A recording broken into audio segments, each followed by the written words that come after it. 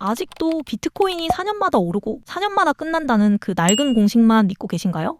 만약 그렇다면 여러분은 지금 비트코인 시장의 절반도 못 보고 계신 겁니다. 과거의 공식은 깨졌습니다. 12개월 만에 오르던 비트코인이 이제는 18개월, 아니 그 이상 길게 가고 있습니다. 왜 예전처럼 화끈하게 안 오르는지, 아니 왜 예전처럼 폭락하지도 않는지 그 소름 돋는 진실을 오늘 데이터로 증명해드립니다. 오늘 이 영상 끝까지 안 보시면 여러분은 이미 끝난 잔치에서 설거지만 하게 될지도 모릅니다. 안녕하세요. 오늘의 코인 뉴스입니다. 코인의 기록은 매일 주요 뉴스를 분석하여 시장에 실제로 영향을 줄 가치가 있는지 점수로 기록합니다. 구독, 알림 설정하시고 실시간 뉴스 받아보세요.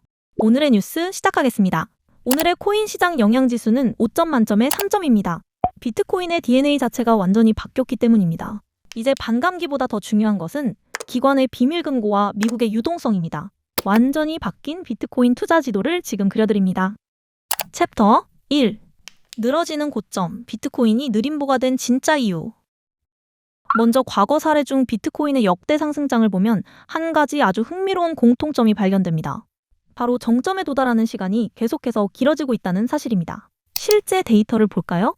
2012년 1차 사이클 당시 반감기 이후 고점까지는 딱 12개월이 걸렸습니다. 그런데 2차인 2016년에는 17개월, 3차인 2020년에는 18개월로 늘어났죠. 그리고 이번 4차 사이클은 과거와 비교했을 때 그 호흡이 훨씬 더 길어질 것으로 보입니다. 왜 이런 현상이 발생할까요? 가장 큰 이유는 시장의 성숙도와 유입 자본의 성격이 완전히 변했기 때문입니다. 과거에는 개인 투자자들의 투기적 수요가 시장을 주도했습니다. 자본의 규모가 작으니 적은 돈으로도 가격이 수직 상승했고 그만큼 빨리 식어버렸죠. 하지만 지금은 다릅니다. 시가총액이 1조 달러를 넘나드는 거대 시장이 되면서 가격을 움직이기 위해 필요한 자금의 단위 자체가 달라졌습니다. 특히 이제는 블랙록, 피델리티 같은 거대 기관들이 시장의 주도권을 쥐고 있습니다.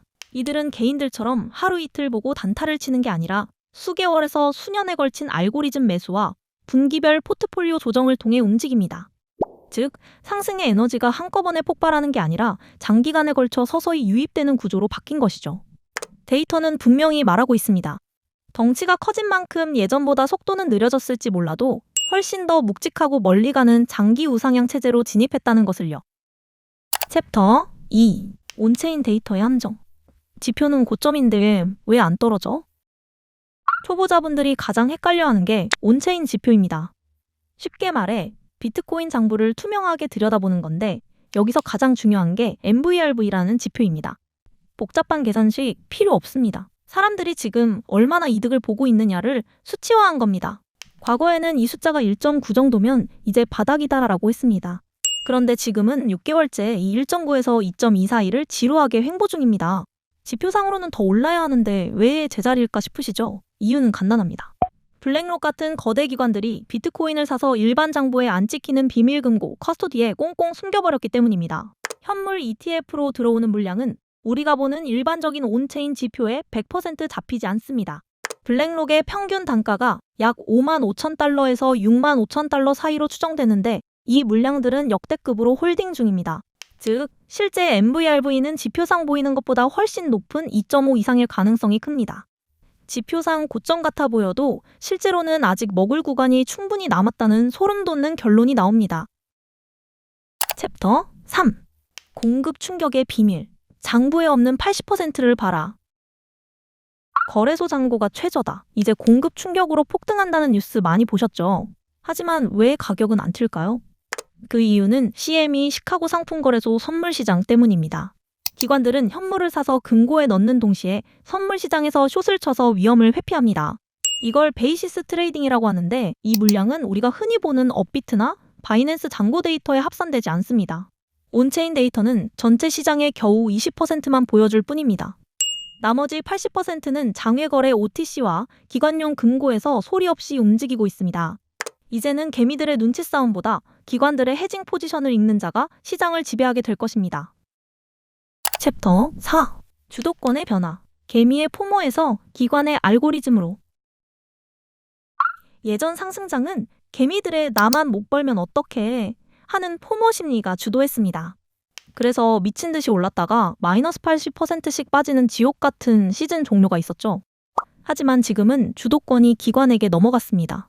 현물 ETF가 상승의 천장을 누르는 뚜껑 역할을 하는 동시에 하락을 막아주는 튼튼한 바닥 지지선 역할을 하고 있습니다. 많이 못 오른 게 아니라 예전보다 훨씬 안전하고 견고하게 가고 있는 셈입니다.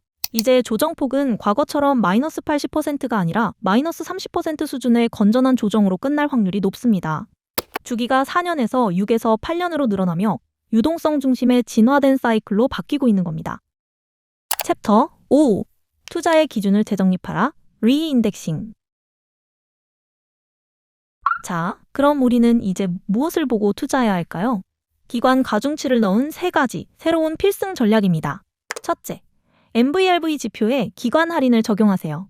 지표가 2.0이라도 실제 체감은 1.4 수준입니다. 기관들의 평균 단가를 고려하면 아직 상승 여력이 충분하다는 뜻입니다. 둘째, 업비트 잔고에 일희일비하지 마세요. 이제는 기관용 장외거래 OTC 물량까지 합친 진짜 공급을 계산해야 합니다. 셋째, 반감기보다 매크로 경제 지표가 3배 더 중요합니다. 과거엔 반감기 영향력이 50%였다면 이제는 20%로 줄었습니다. 대신 금리와 유동성의 영향력이 60%까지 올라갔습니다. 왜일까요? 기관들은 철저히 유동성 알고리즘에 따라 움직이기 때문입니다.